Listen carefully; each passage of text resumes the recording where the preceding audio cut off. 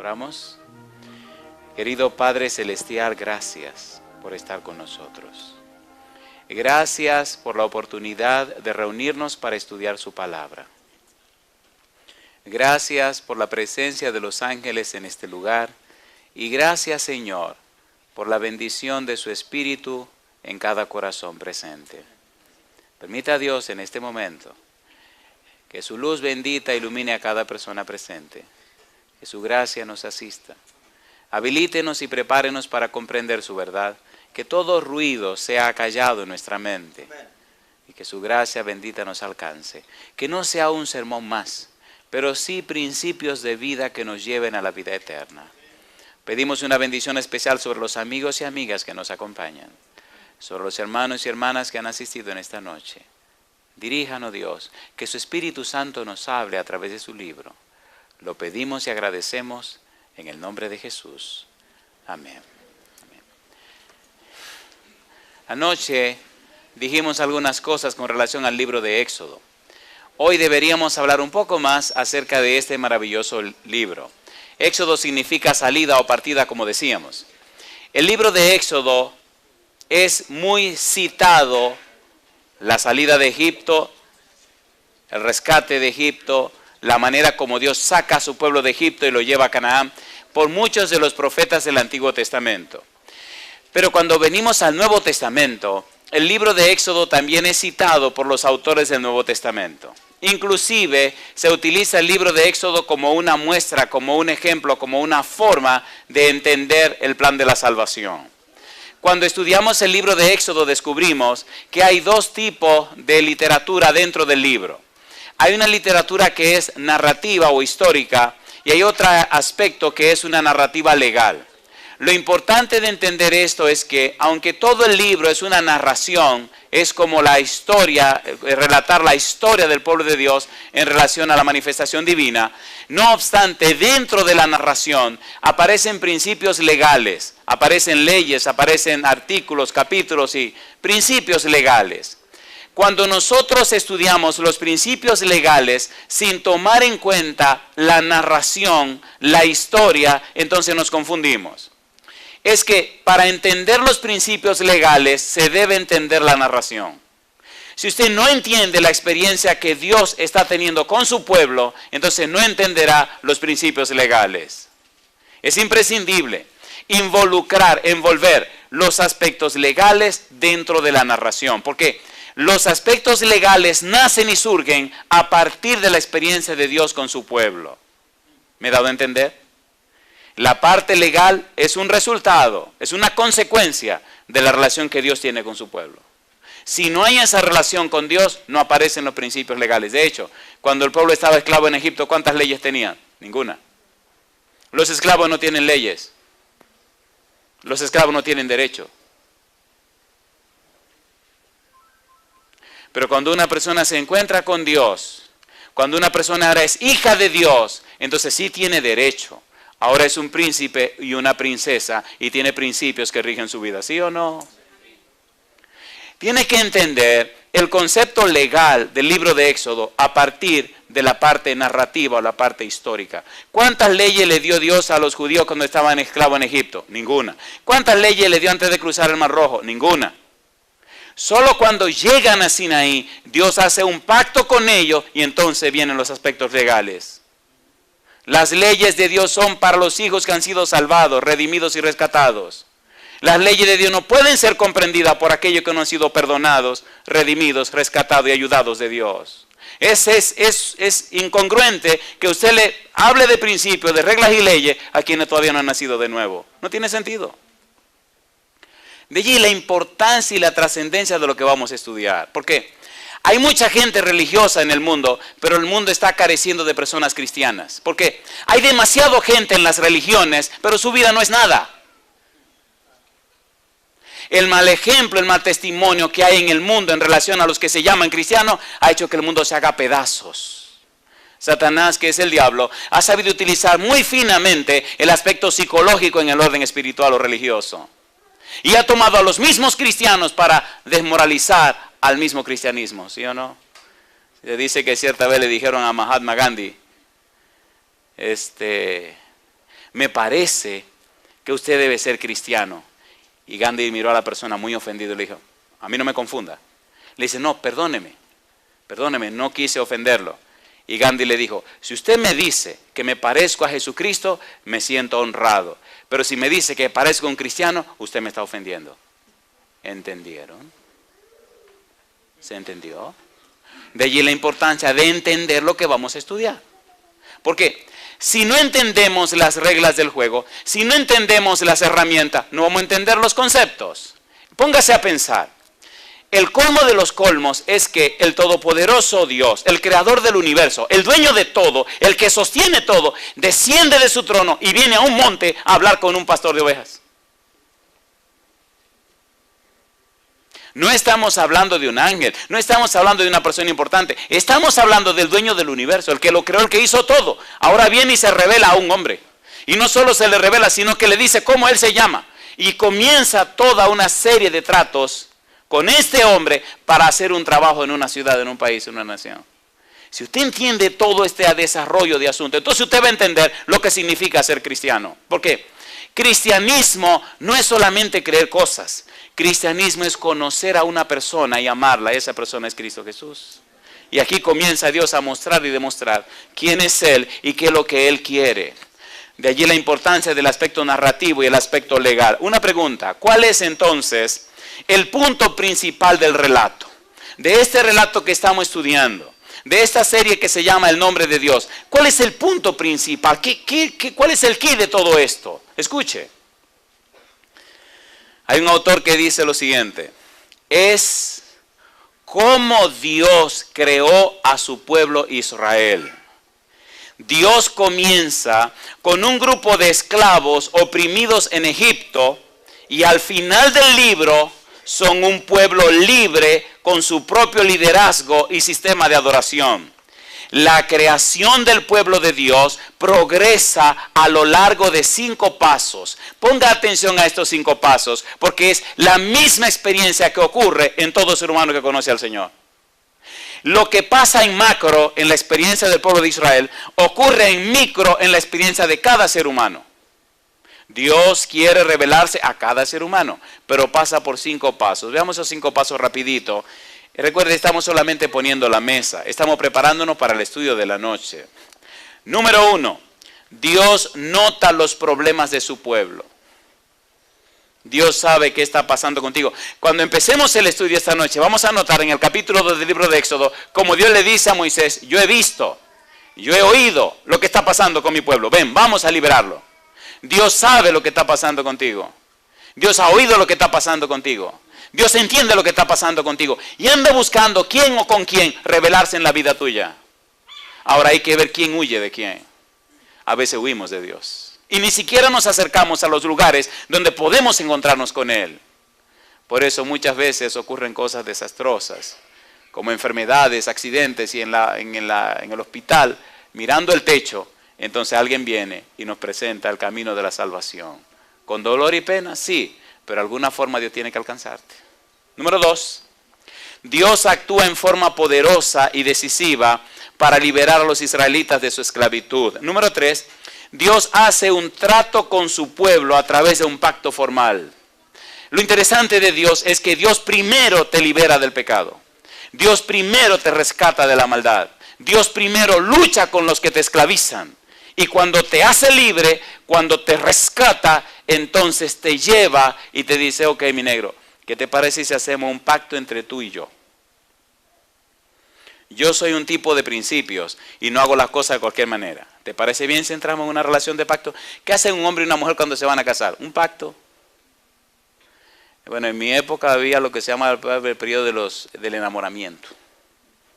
Escasamente usted se daba unos cuantos besitos, pero ahora, mamacito.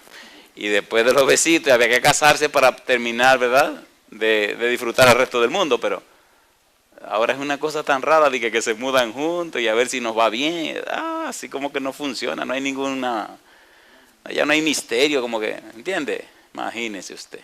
Pero en la manera correcta, como debe ser, cuando el muchacho y la muchacha se enamoran, cuando tienen unos años de amores, entonces empiezan a prepararse. ¿Y qué cosa linda el día de la boda? Ellos están haciendo un pacto delante de Dios para vivir juntos por la eternidad o hasta que la muerte los separe.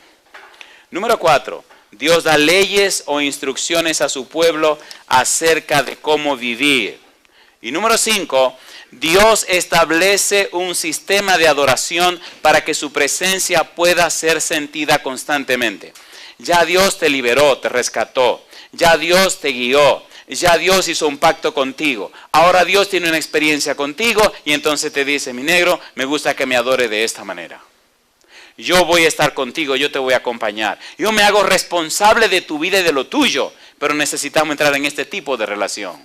Y ahora viene el aspecto legal. Por ejemplo, en el libro de Éxodo capítulo 20, donde aparecen los 10 mandamientos, la gente es muy fina en ir a leer los 10 mandamientos. Pero hay un pequeñito versículo, que es el número 2, que define el aspecto legal de la ley que viene a continuación. Éxodo 22 dice, yo soy Jehová tu Dios. ¿Y qué dice ahora? Que te saqué de la tierra de Egipto. ¿De qué cosa? De casa de servidumbre. Y después viene la ley. Dios le está diciendo, yo fui el que te saqué de la esclavitud. Significa, yo soy el que te perdono. Yo fui el que peleé con tus enemigos, Faraón y sus ejércitos. Significa, yo vencí los demonios que te esclavizaban. Yo fui el que pagué el rescate por tu vida. Significa, tus deudas yo las pagué. Ahora quiero que venga a hacer una relación pactual conmigo. El aspecto histórico, te saqué de Egipto. El aspecto legal, los 10 mandamientos. ¿A quién le da Dios los 10 mandamientos? ¿A paganos? No. ¿A personas extrañas? No. ¿A personas que Dios no conoce? No. ¿A personas que no conocen a Dios? No. ¿A personas? No. Dios le da los mandamientos, número 1, a un pueblo que ha sido liberado de la esclavitud. Le da los 10 mandamientos a una nación que vio sus maravillas y sus hechos poderosos. Le da los 10 mandamientos a personas que tienen una experiencia real y personal con Dios. Le da sus 10 mandamientos a un pueblo que no solamente tiene un profeta que habló con Dios, sino un pueblo que habló con Dios también. A un pueblo que vio a Dios manifestarse en el monte Sinaí. A un pueblo que sabe que ese es un Dios real y poderoso. A un pueblo que vio las maravillas de Dios. A eso les da su ley, porque ahora son su pueblo. Si la persona no es del pueblo de Dios, no necesita ley, porque no la va a guardar ni la va a cumplir. ¿Se entiende, por favor? Primero la gracia y luego la obediencia. Jesús dijo, sin mí, nada podéis hacer. De allí la belleza, la trascendencia, la importancia y la profundidad de lo que tenemos que estudiar. Dios sabe que uno no puede, pero Dios sabe que Él es todopoderoso. Sí, los 10 mandamientos vienen, pero vienen después de, no antes de. Dios no le dice, guarden estos mandamientos para yo sacarlos de la esclavitud de Egipto. No es verdad. Él los saca y después le da los mandamientos. Y entonces ahora ellos guardan los mandamientos no para salvarse o ser liberados. Los guardan porque fueron salvados y liberados. Los guardan porque fueron sacados de la esclavitud. Los guardan porque Dios los liberó. Y ahora son el pueblo de Dios. ¿Se entiende, por favor? Ahora obedecen por amor al que le dio la libertad. Cuando usted obedece para ser libre, entonces usted es un esclavo. Se obedece por amor al que nos dio la libertad. Es interesante el libro de Éxodo. Es sumamente interesante. Sumamente interesante. Sumamente interesante. Y son principios generales que luego tenemos que ver en detalle. Pero mejor trabajemos con el tema de la noche porque aquí el tiempo va muy a prisa. Éxodo capítulo 3, versículo 13. Mañana decimos un poquito más acerca del libro de Éxodo. Cada noche vamos a decir un poquito más acerca del libro y entonces vamos a entrar en el tema de la noche. Vamos al tema de la noche. El tema de esta noche se llama el nombre de Dios. Toda la serie durante los 3 fines de semana se llaman el nombre de Dios.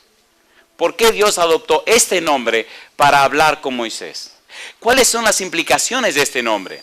¿Cuál es la importancia del nombre? ¿Para qué tan importante el nombre? ¿Qué podemos sacar de conocer o entender el nombre de Dios? Éxodo capítulo 3, versículo 13 al 15. Específicamente, podemos leer el versículo número 14. Y respondió Dios a Moisés, ¿qué cosa? Yo soy el que soy. Y dijo, Así dirás a los hijos de Israel, yo soy, me envió ¿a quién? A vosotros. Hay un libro que es la Nueva Enciclopedia Internacional de Palabras Bíblicas que dice lo siguiente. Y estoy leyendo en la página 453 en la versión en inglés. Dice, en las culturas bíblicas, un nombre hacía más que identificar, comunicaba algo de la esencia, del carácter o reputación de la persona o cosa nombrada. Hay un autor llamado Larry Richard y escribió un libro que se llama Todos los nombres de Dios. En la página 29 este autor dice, al estudiar los nombres de Dios en el Antiguo Testamento, es posible notar que algunos enfatizan su poder y excelencia. Número 1. Otros, la relación de Dios con los seres humanos. Mientras que, sigue diciendo él, otros son descriptivos y nos ofrecen información especial acerca de quién es Él. En una mentalidad de la época de Moisés, en una mentalidad oriental, en una mentalidad de la época bíblica, Antiguo y Nuevo Testamento, cuando se habla del nombre de una persona, se está diciendo más que el simple hecho de identificarlo socialmente. El nombre dice cuál es el carácter, el perfil, los motivos, la intención de la persona que posee ese nombre. Cuando Dios se aparece a Moisés y se identifica con ese nombre, está diciéndole a Moisés, investiga el nombre y descubrirá lo que te quiero decir a través de él. Y el trabajo de nosotros antes de los 3 fines de semana. ¿Qué quiso decir Dios? ¿Qué significa ese nombre de Dios? ¿Por qué en ese plan de rescatar a los esclavos de Egipto? ¿Por qué en ese plan de libertar a su pueblo? ¿Por qué en ese plan de venir a manifestarse, Dios escoge este nombre y no otro nombre? Y es interesante saber que el nombre que Dios escoge son 4 consonantes. Y se llama tetragramaton. ¿Cómo se llama? Tetragramaton. Tetra, 4, gramaton, letras. 4 letras. ¿Cómo pronuncia usted 4 consonantes? Y ahora quisiera hacerle la historia del nombre.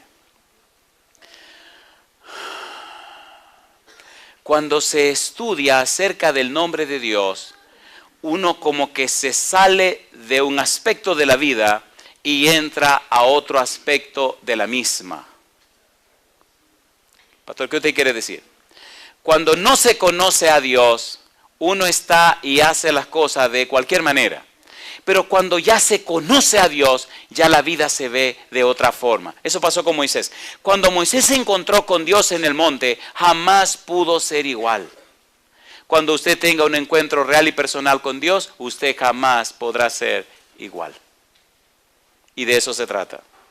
La belleza y la significación del nombre. Por ejemplo, Ana llamó a su hijo Samuel. Y esto significa Dios oye. ¿Oró Ana por su hijo Samuel? ¿La oyó Dios? Así que le puso al niño Dios oye. Y así se llamaba Samuel. Hay un tipo en la Biblia que le pusieron un nombre peligroso. Le pusieron el nombre de Jabes. ¿Saben lo que significa Jabes? Significa dolor de parto. Parece que la mamá nunca quería olvidarse de su dolor de parto cuando tuvo al muchacho. Así que le puso al chico Jabes. Todos los días recordaba, parece que le dio trabajo al nacer. Hay un nombre en la Biblia que es Bernabé. Bernabé significa el que da ánimo. Y encontramos a Bernabé dando ánimo en el Nuevo Testamento. ¿Sabe usted el significado de su nombre? Una vez andaba en la ciudad de Nueva York. Y mi esposa se llama Estela. Y le dicen cariñosamente Esther. Pero yo quería saber el significado y el valor y el poder del nombre de mi esposa. Llegué a una parte ahí cerca del downtown y entonces pagué para que me hicieran un cuadro con el nombre y la historia de mi esposa. Qué rico, qué interesante. Cuando yo llegué con este cuadro bien lindo y todo escrito por una cosa linda, imagínense cómo se puso esa mujer. ¿Se puso triste o se puso contenta? Pero contenta. Sí, porque el nombre de ella, Estela, ¿qué significa Estela? Esther es estrella, pero Estela es estrellita. ¿Ven qué cosa linda? Entonces a una de mis hijas le puse Esther Eunice. ¿Saben lo que significa Esther Eunice? Esta noche me van a dar una cena más completa, ¿verdad? Significa estrella dulcemente victoriosa. ¿Qué significa el nombre suyo? Mi mamá me puso el nombre de Andrés y no sabía lo que significaba. Imagínense, el nombre Andrés es griego y comencé a buscar qué significa Andrés. Si viene mañana le digo lo que significa. Mejor sigamos esta cuestión, porque si nos llevamos de los nombres. ¿Han oído hablar y ven que aquí en la Biblia en español dice Jehová? ¿No han oído otra gente que dicen Yahvé? Oigan, ¿les gustaría saber el chisme de por qué Jehová o Yahvé, o quieren que pasemos eso por alto? Es fundamental entender esto. Es fundamental. Hay toda una historia de esto. Oiga, pastor, ¿y por qué tan importante saber estas cosas? Es que mientras más conoces a tu amigo, mejor te va con él. ¿Sí o no? Hubo una situación bien interesante con el nombre de Dios. Miren, cuando ustedes leen en la Biblia, el libro de Génesis, el primer nombre que Dios adopta o toma para hablar con los seres humanos es el nombre Elohim. Elohim es un nombre plural. Cuando se habla de Elohim, se habla como de un grupo de personas trabajando. Génesis capítulo número 1. Veamos este nombre Elohim rapidito. Génesis capítulo 1, versículo 26 y versículo 27. Si quieren leer el versículo 1, dice: en el principio creó Elohim los cielos y la tierra. Y el versículo 26 dice: entonces dijo Elohim, hagamos al hombre a nuestra imagen, conforme a nuestra semejanza, y señoreen los peces del mar, en las aves de los cielos, en las bestias, en toda la tierra, y en todo animal que se arrastra sobre la tierra. Y creó Elohim al hombre, a su imagen, a imagen de Dios lo creó, varón y hembra los creó. Dice el verso 26, hagamos, ¿sí o no? Dice nuestra imagen, nuestra semejanza. Eso es un plural majestático y solidario. Habla de un equipo, un grupo. Habla de más de una persona. Elohim. El nombre Elohim, cuando estudiamos la Biblia, aparece una cantidad enorme de veces. Aparece más de 2000 y tantas veces. Pero a nosotros nos interesa trabajar con el nombre Yahvé o, por ahora, Jehová. Vamos a buscar de dónde apareció Jehová y vamos a estudiar el nombre Yahvé, como generalmente aparece. Cuando los judíos estaban leyendo la Torá, los 5 libros de Moisés, y aparecían esas 4 letras, Y o Y, H, W, H, que es el tetragramatón, no decían nada, solamente decían Adonai, que significa Señor. No se atrevían a pronunciar el nombre de Dios. Para ellos era tan sagrado el nombre de Dios que solo bajaban la cabeza y decían Adonai. Todo el periodo del Antiguo Testamento ellos guardaron ese respeto al nombre de Dios. Pero ahora viene lo interesante. La connotación más acercada o más cercana a ese nombre primario de Dios con que se le reveló a Moisés, ese tetragramatón, tiene que ver con la frase Yahvé, que compone la misma estructura del nombre, las mismas 4 consonantes. Lo único que los maestros rabinos en esa época, en lugar de decir el nombre, decían Adonai o Yahvé, que era la acepción más correcta o más indicada. Y aparece 5311 veces en el Antiguo Testamento, más del doble de lo que aparece Elohim. Yahvé también se encuentra 50 veces con la abreviación poética Yah. Este nombre es exclusivo entre todos los nombres de Dios, porque es el único nombre personal de Dios que se encuentra en el Antiguo Testamento. Ok, él le dice a Moisés, con este nombre no me había dado a conocer. Es decir, lo que voy a hacer contigo, Moisés, lo que voy a hacer con mi pueblo ahora, jamás lo he hecho antes con nadie. Con este nombre, Yahvé, con este tetragramatón, yo voy a hacer cosas que nunca hice. Y de aquí en adelante, las cosas van a ser completamente distintas. La manifestación de mi persona que ustedes tendrán ahora será tal que ya todo será diferente. La forma como me voy a dar a conocer a ustedes de aquí en adelante jamás había ocurrido antes. De allí la importancia de entender esto, porque esa revelación del nombre y la persona de Dios es para que hoy día, al final de los tiempos, nosotros entendamos que nuestro Dios está vivo, que es un Dios real, que es un Dios personal y que está presente en todo momento. Si no entendemos eso, la vida cristiana carece de sentido y hasta de significación. Veamos el libro de Éxodo capítulo 3.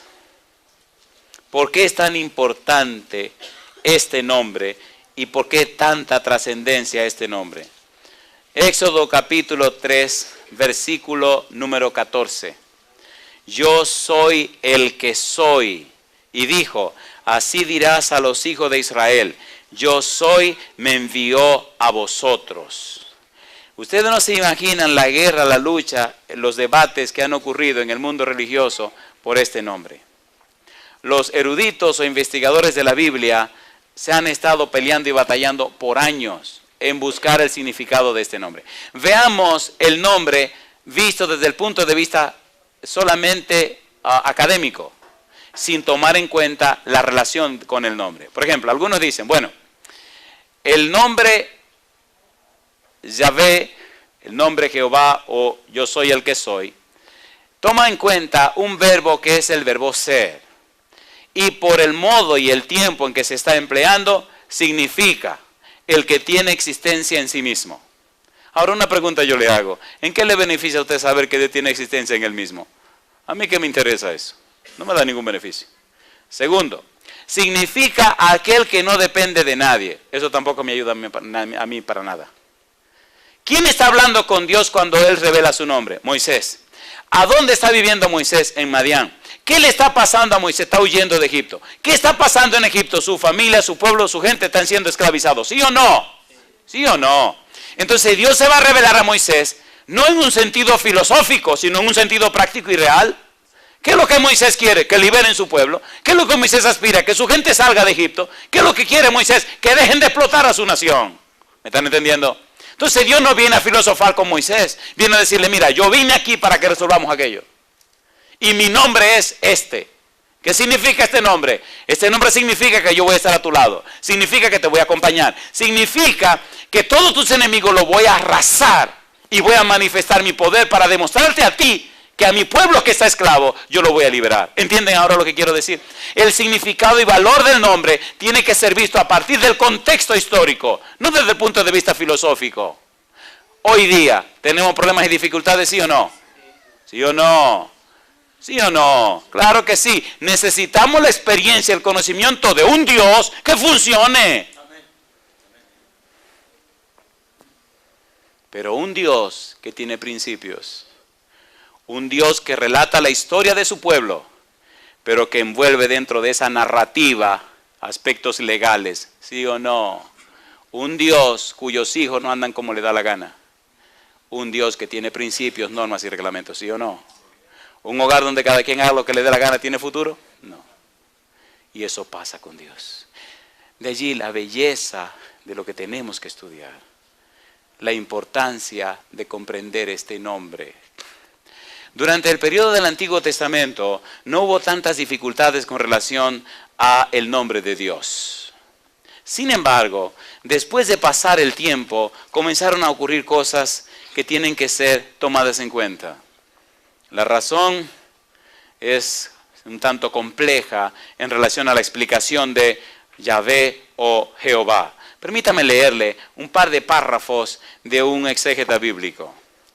Dice él, ¿por qué existe un debate acerca de cómo debe pronunciarse este nombre especial de Dios? Si Yahvé o Jehová, y él contesta. La razón es simple y a la vez compleja. El hebreo del Antiguo Testamento se escribió utilizando solamente consonantes. Voy a leer textualmente.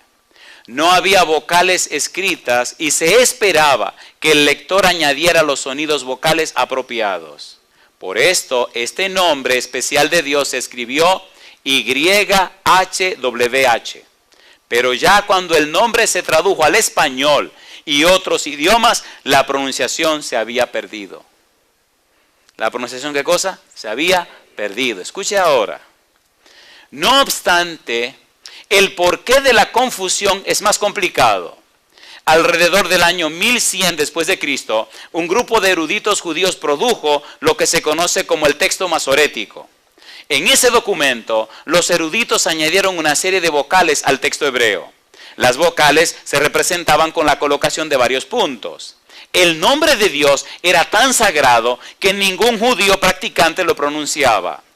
Al leer las escrituras y llegar a ese nombre, el lector lo sustituía con una palabra totalmente diferente. Esta es una técnica conocida como ketiv ke'er, frase que significa escrita de una manera para que sea leída de otra. Esto guiaba a los lectores del texto sagrado a que cuando llegaran a las 4 consonantes Y, H, W, H, añadieran los sonidos vocales que indicaban que en su lugar debían leer la palabra hebrea Adonai, que significa Señor. Aparecen las 4 letras, hacían una reverencia y decían Adonai. En este caso, los eruditos que produjeron el texto masorético añadieron las vocales E, O, A las consonantes Y, H, W y H. En otras palabras, ahora decía Y, O, Wa. Sustituían la Y o la Y por una J y la W la reducían a una V. ¿Y qué dice ahora? Jehová. El nombre Jehová entonces surge en español o en otros idiomas, jamás en hebreo.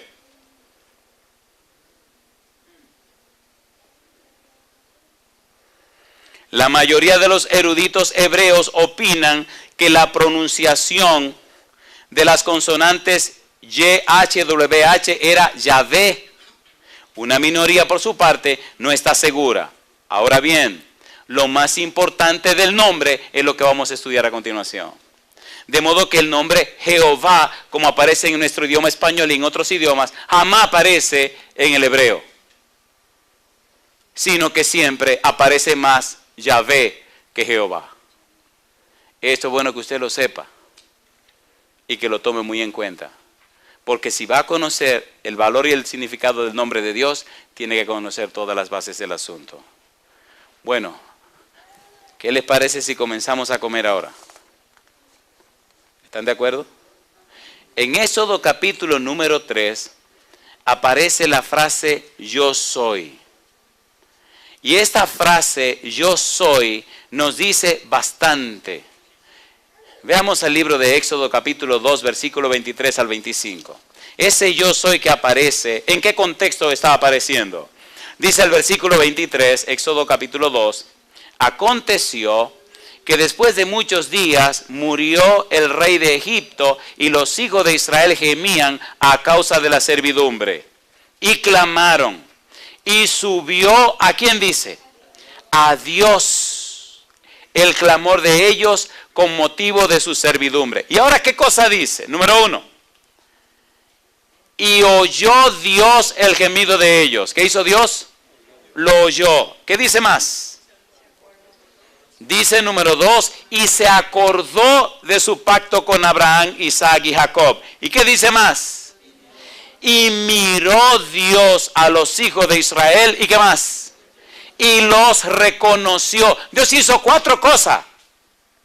No es un asunto filosófico, no es un asunto conceptual, no es un asunto académico, no es un asunto intelectual, es un asunto de experiencia. ¿Sí o no? ¿Estaba esclavo el pueblo? ¿Clamó el pueblo? Y entonces ahora Dios, número 1, vio. Número 2, ¿qué más? Oyó. Número 3, se acordó. Número 4, reconoció. Oye, ¿qué está pasando con mi pueblo? Vamos a resolver el problema de mi pueblo. ¿Oye Dios las oraciones de sus hijos? Estaba en la ciudad de Nueva York. Había un hombre que era, me encanta hablar de esta historia, era adicto a muchas cosas, incluyendo el alcohol, era la menos grave de las cosas. Y de repente apareció que uno de sus hijos tenía leucemia. Y este hombrón fuerte y bocón y toda la cosa, y bravo y asaltador y toda la cosa mala que hacía, se desplomó en un sillón. Su hijo de 12 años con leucemia. Los médicos decían no hay ninguna esperanza. Y empezó a llorar. Y empezó a clamar a Dios. Empezó a rogar a Dios. Y Dios lo oyó. Y él le decía, Dios, si tú me sanas a mi hijo, yo te voy a entregar toda mi vida. Yo soy un perro, yo no soy nada, yo no sirvo para nada. Pero Dios, si tú me sanas a mi hijo, yo voy a abandonar la bebida, voy a abandonar el uso de esto. Mira, yo voy a cambiar, yo te voy a entregar toda mi vida a Dios. Él me cuenta que un día estaba en su casa con una botella en la mano y de repente empezó a oír un programa radial y alguien estaba predicando acerca de el amor de Dios. Y cuando el tipo terminó su sermón le dijo, ahora mismo donde tú estás, no importa que tenga la botella en tu mano, arrodíllate delante del radio y vamos a orar al Señor. Y él lo hizo. Esa semana después llegué a Nueva York a dar una campaña en una iglesia que se llama Highbridge. Se reunía en un colegio, el colegio Bronx Manhattan. Ahí conocí a este hombre. Y ahí vino y me expresó y me presentó la situación que estaba viviendo. Y me contó la experiencia maravillosa que vivió con el Señor. Y entonces en esa semana él hizo una decisión. Dios había sanado a su hijo. Dios había rescatado a su hijo. Y él decía que como agradecimiento a Dios, él tenía que entregarle su vida al Señor. Qué lindo fue cuando los vicios desaparecieron y esa semana pudimos bautizar a este señor. Hoy es un anciano de iglesia en la ciudad de Nueva York y un laico, pero a mí me da risa contar la historia de este caballero porque él era un tigrazo. O sea, fíjense, eso dije de que, ustedes me están entendiendo, es como un zorro, un lobo que vive en la espesura del monte y de repente se convierte en oveja y sale afuera vestidito de oveja. Y entonces los otros lobos vienen y dicen, ay, qué ovejita más gorda, cuando sacó la pezuña. Y los lobos no tienen pezuña. Y él me contaba, cada vez que nos encontramos, me contaba historias diferentes porque me arrastraba de risa. Entonces, con una Biblia en la mano, un saco y una corbata, se metía a esos lugares donde él hacía sus fechorías. Y entonces aparecían muchachitos novatos en la experiencia de asaltar, dije que lo querían asaltar. Y es lo que sé que se reía. Porque lo veían con saco y corbata. Y con una Biblia en la mano y con cara de buena gente. Y él dice, este infeliz lo que no sabe es el diablazo que yo tenía adentro y el entrenamiento que me dio el demonio a mí en estos barrios. Y entonces me contaba cómo él entrenaba a los muchachos que le venían a asaltar. Con una navajita, dije, dame la cartera. Y él con la Biblia en la mano la miraba y decía, oye, tú como que estás fuera de foco, así no es que se asalta. Entonces él le daba un entrenamiento de asaltar al tipo y después lo invitaba a un estudio bíblico. O sea, ¿me están entendiendo? El Señor necesita gente en cada lugar. Y Dios está llamando gente en cada lugar. Hay un libro que se llama Corre, Nicky, corre. Hay otro que se llama el puñal y la cruz. Hay otro que se llama Satanás anda suelto. Si consigue cualquiera de esos tres libros, léalo. El autor es Nicky Cruz. Están en español también. Así que lea esos tres libros y le garantizo que cuando lo agarre en la mano usted no lo va a soltar. Va a leer cosas raras. Y a ese hombre, Nicky Cruz, Dios lo llamó. Hoy es un evangelista. Y ha viajado por todo el mundo presentando el amor y el poder de Dios. David Wilkerson se apareció en ese barrio malo de la ciudad de Nueva York.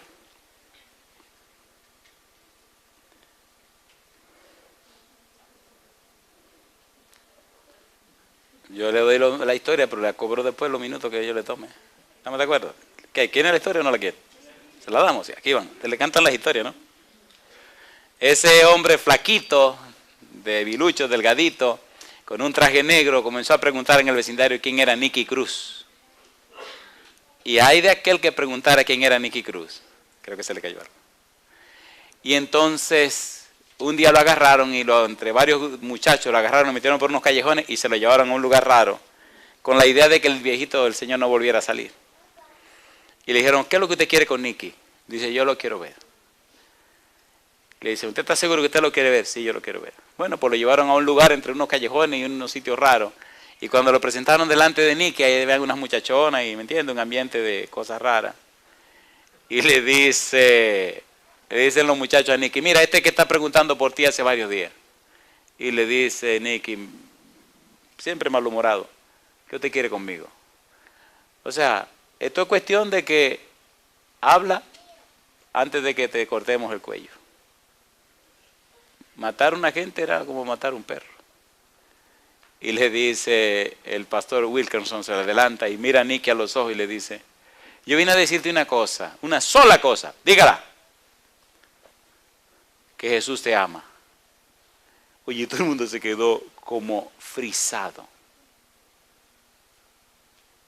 Y le dice Nicky, si usted dice eso otra vez, lo voy a matar. Y él se sonrió. Y volvió y lo miró y le dijo, Nicky, Jesús te ama. Le dije que se lo dice otra vez, lo iba a matar. Dice, mátame, pícame en pedacitos. Y cada pedacito te dirá que Jesús te ama. ¡Maldito! Y comenzó el tipo a protestar, se puso como una fiera. Le dijo, yo te lo voy a seguir diciendo. Y los otros muchachos, lo matamos, lo matamos, lo matamos. Y lo empujó y le dijo que se vaya de ahí, lo maldijo y toda la cosa. Y acuérdate de eso. Y se fue. Desde ese día ya el muchacho no pudo ser igual. Cada día, cada mañana, en todo lugar, en cada cosa, oía la voz, Jesús te ama, Jesús te ama, Jesús te ama. Un día andaban haciendo unos asaltos y andaban brincando de azotea en azotea porque la policía lo estaba persiguiendo. Y un niñito, un muchachito jovencito, brincó de un edificio a otro y no alcanzó el otro lado. Imaginen lo que pasó. De allá de un piso 20, 25 se vino abajo y se hizo pedazos. Y entonces él comenzó como a darse cuenta del mundo que estaba viviendo. La muerte de la gente de gente que asaltaba, cómo le enterraban los cuchillos, la sangre en sus manos. Dice que le fascinaba en invierno, cuando hacía mucho frío, acercarse a las personas, damas o caballeros, no importa, pegársele por detrás y enterrarle, nada más enterrarle por placer la navaja. ¿Saben que hay una navaja que son de presión? Y cuando la sangre le bañaba la mano, eso sentía como, oye, como que sentía como una satisfacción. La vida comenzó a ser diferente para este muchacho. Hasta que un día él comenzó a buscar al pastor Wilkerson. Y cuando usted lea los libros va a entender el resto de la historia. Y si quiere muchas historias acerca de Nicky me avisa, pero esta noche no es el momento, yo tengo que terminar lo que estoy haciendo. Vamos a trabajar entonces con el capítulo número 3. En el capítulo número 2, Jehová le dice, Jehová reconoce lo que está pasando. En el capítulo número 3, entonces Jehová viene ahora a resolver la situación. Versículo 7. Dice el versículo 7, capítulo 3, dijo luego Jehová, bien he visto la aflicción de mi pueblo que está en Egipto. ¿Y qué dice ahora? Y he oído su clamor a causa de sus exactores, pues, ¿qué dice ahora? He conocido sus angustias, alabado sea el nombre de Dios. ¿Quién dijo que Dios no sabe lo que te está pasando? He visto, he oído y he conocido. Y ahora vine a liberar a mi pueblo. Así que Moisés, vamos a trabajar. Me gusta Moisés. ¿Y cómo tú te llamas? Oye, cuando me pregunten, ¿y cómo se llama el tipo? Que le digo, dile que yo soy el que soy. Eso como que no está muy claro. Dile que eso significa que yo voy a estar ahí. Eso significa que el que venga contra ustedes se va a enfrentar conmigo. Eso significa que le voy a arrancar la cabeza a toda esa gente que le han hecho daño a ustedes. Eso significa que voy a arrasar con todos los dioses que ellos tienen. Eso significa que de aquí en adelante todo va a ser completamente diferente. Eso significa que para mí nada es imposible. Eso significa, yo voy contigo, vamos. Versículo 12. Vamos a hacer como la telenovela, vamos a ponerlo bien bueno y entonces vamos a terminar. Versículo 12, dice el versículo 12. Y él respondió, ve, porque yo estaré contigo, y esto te será por señal de que yo te he enviado. Cuando hayas sacado de Egipto al pueblo, serviréis a Dios sobre este monte. Alabado es el nombre de Dios. ¿Descendió Dios para hablar con Moisés? ¿Se reveló Dios a Moisés? Tenemos un Dios que se revela. ¿Vio Dios el problema de su pueblo? Sí. ¿Oyó el problema de su pueblo? Sí. ¿Conocía el problema de su pueblo? Sí. Hablemos de ti. ¿Cuál es el éxodo del que Dios te tiene que llevar?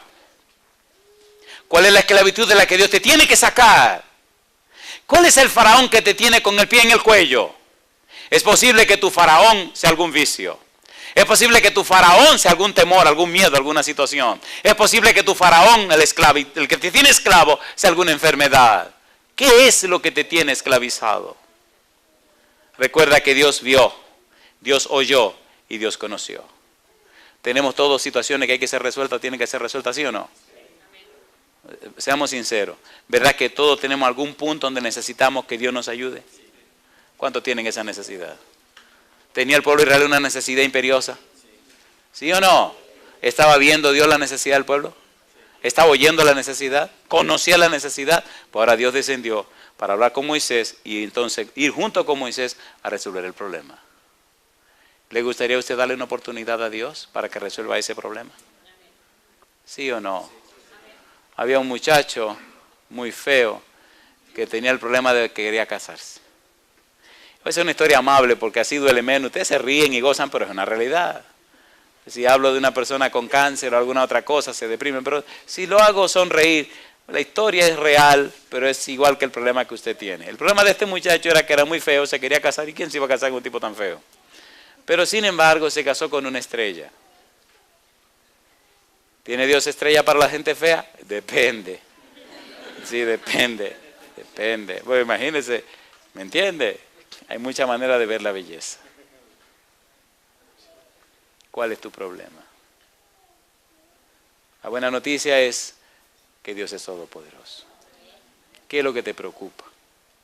¿Cuál es tu ansiedad? ¿Qué es lo que te esclaviza? Hoy vivimos en un mundo supuestamente libre, pero lleno de personas esclavas.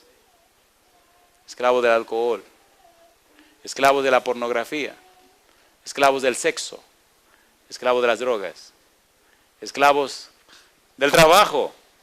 Hay personas que son neuróticos, tienen un problema de compulsión, son neuróticos compulsivos trabajadores, tienen que matarse trabajando para sentirse bien. Hay muchos tipos de compulsión. Neurótico compulsivo jugador, viven en los casinos, juegan hasta lo que no tienen y lo pierden todo. ¿O no? ¿Cuál es la cosa que te esclaviza? ¿Qué es lo que te tiene atado? ¿Qué es lo que te está haciendo preso? Te tengo buenas noticias. El Dios que se presentó a Moisés, que rescató a Israel de Egipto, es el mismo Dios que te puede ayudar a ti. Yo quisiera terminar esta noche aquí porque el tiempo se nos acabó. Mañana continuamos en esta misma parte. Escuche bien mi pregunta. Si usted cree, si usted acepta que Dios le ayude con su problema y quiere darle la oportunidad esta noche para que Él comience a trabajar, póngase en pie conmigo y oremos para terminar. Usted no está asumiendo ningún compromiso con nadie. Usted está diciéndole a Dios, mira Señor, yo creo que tú puedes ayudarme. Por favor ven y ayúdame en esta situación en la que yo estoy. Querido Padre Celestial, gracias por la reunión de esta noche. Gracias por la manera tierna, hermosa y real, bien real, como usted se manifestó a los israelitas. Gracias por esta parte de la Biblia donde usted se revela a Moisés. Señor, usted sabe perfectamente cuál es la situación en la que nosotros nos encontramos. Usted sabe cuál es nuestro problema. Usted sabe qué es lo que nos esclaviza. Usted lo ha visto, usted lo ha oído y usted lo conoce. Hoy venimos delante de usted, Padre Santo, a pedirle, Señor, que nos ayude. Que levante de nosotros este peso que nos asedia, que nos acaba, que nos destruye. Libérenos y libértenos, Señor, de esta esclavitud, de esta debilidad. Es posible que nadie la sepa, pero usted sí la sabe. Es posible que nadie lo entienda, pero usted sí lo entiende. Dios, esta noche, por favor, ayúdenos. No le hacemos ninguna promesa, pero sí rogamos su ayuda y su dirección. En este momento entregamos nuestra voluntad en sus manos. Entregamos nuestra vida bajo su cuidado y rogamos, Dios querido, que su poder se manifieste en nosotros. Ahora, Señor, llévenos en paz de vuelta al hogar y cuídenos. Permítanos mañana y esta noche estar en comunión con usted y regresar mañana en la noche, si Dios quiere, para seguir estudiando su palabra. En su mano santa ponemos los amigos y amigas, los hermanos y hermanas, en el nombre santo de Jesús. Amén, Señor.